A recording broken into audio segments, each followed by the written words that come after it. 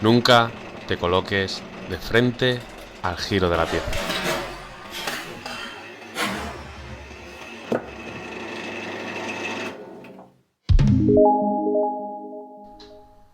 Lo más importante es que la pieza siempre esté balanceada, como en este caso.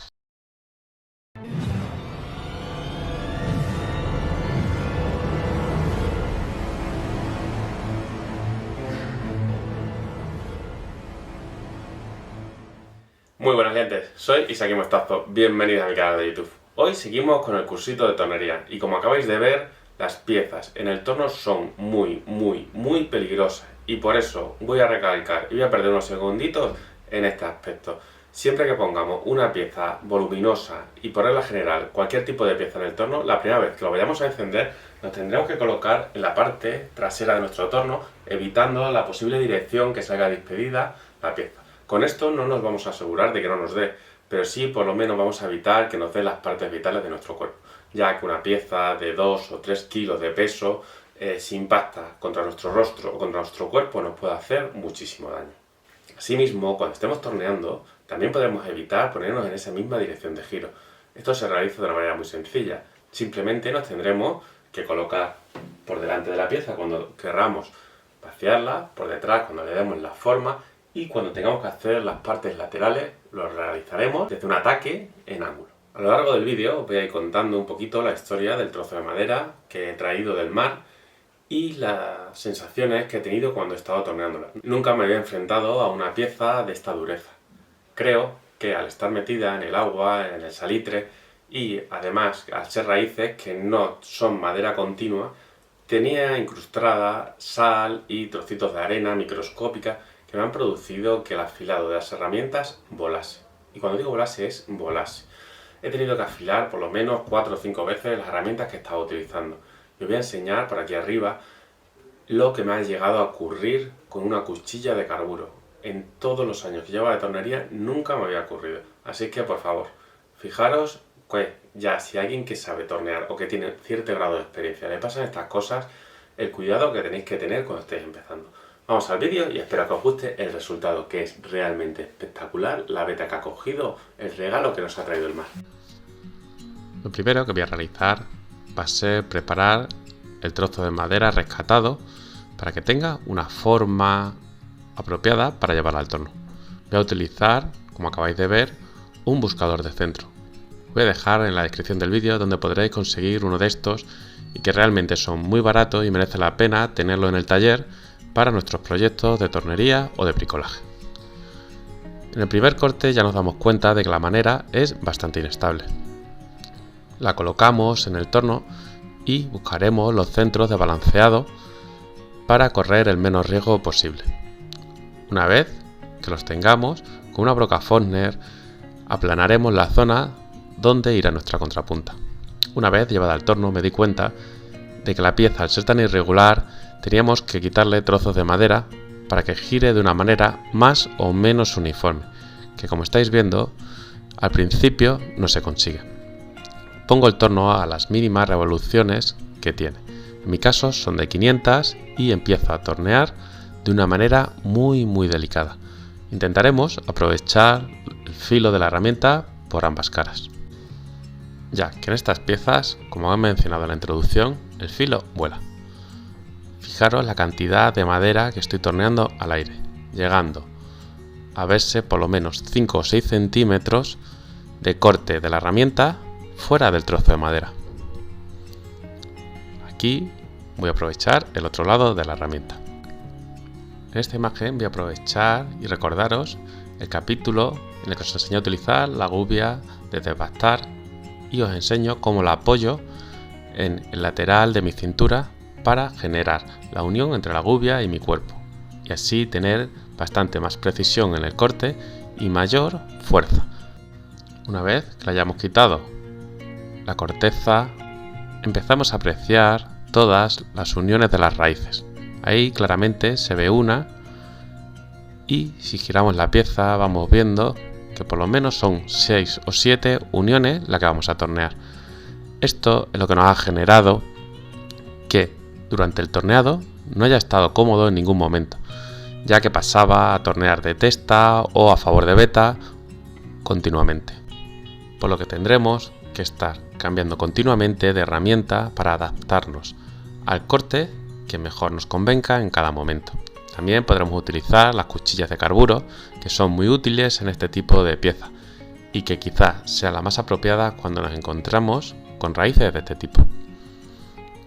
Voy a realizar el doble agarre, que ya sabéis para qué sirve, del vídeo anterior.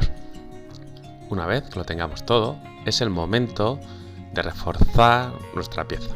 Las raíces entre sí no están unidas al tronco de una manera uniforme y habrá que rellenar los huecos que hay con cianocrilato para que estas piezas no salgan volando.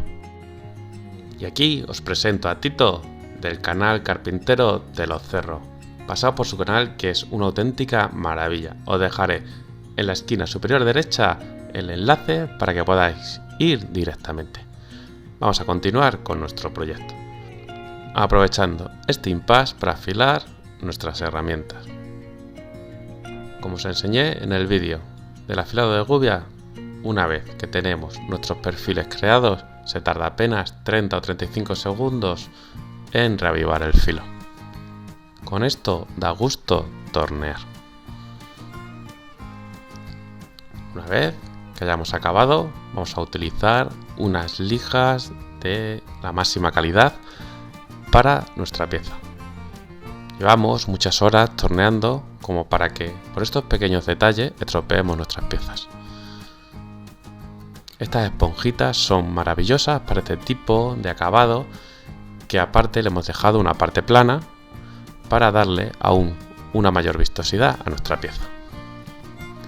Para el vaciado interior voy a utilizar gubias de cañón de 16 milímetros, de 13 y de 10, alternándolas para aprovechar los filos de las herramientas, y una vez que hayamos llegado a una zona de confort, esto es, sin saltos que nos producen las ramas o las raíces, empezaremos a utilizar nuestras cuchillas de carburo.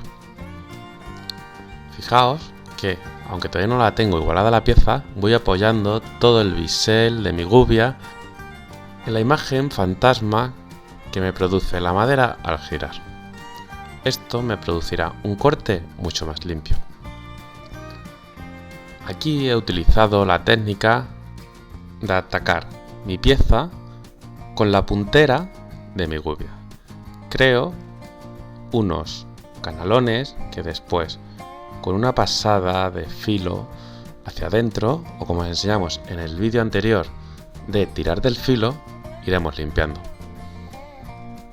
Esta técnica es muy segura en piezas en las que la madera es sumamente dura. También tendréis que probar cuando tornéis piezas de este tipo a ver cuál es la gubia que mejor os funciona.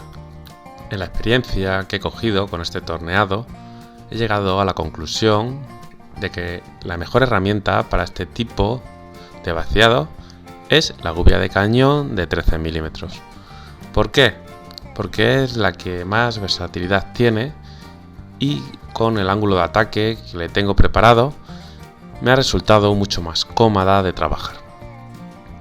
Una vez que he llegado a un sitio en el que los saltos no son muy pronunciados, empecé con la cuchilla de carburo. ¿Por qué? Muy sencillo, la cuchilla de carburo, si torneamos de manera muy lenta, es muy complicada de que nos enganche. Aquí os estoy mostrando la cantidad de aire que tengo en los laterales de la pieza. Así, un enganche sería totalmente desastroso. Afinando esta pieza, la dejé en torno al 1,5 centímetros. Ya empezaba a notar la inestabilidad que produce las uniones de las raíces con el tronco. Y me daba miedo de estropear tantísimas horas de trabajo por querer dejarla más fina. Normalmente en tornería los trabajos cuanto más finos se supone que son de mayor calidad. Yo soy un poco contrario a ese pensamiento. Fijaros en la imagen cómo solo estaba sujeto la madera por apenas 1 centímetro. El resto era una especie de mezcla de sal y arena que se acumuló en las uniones de la raíz con el tronco. En este momento entendí la delicadeza de esta pieza. Todas en sí son uniones de raíces, por lo que si afino estoy seguro de que el resultado se echará a perder.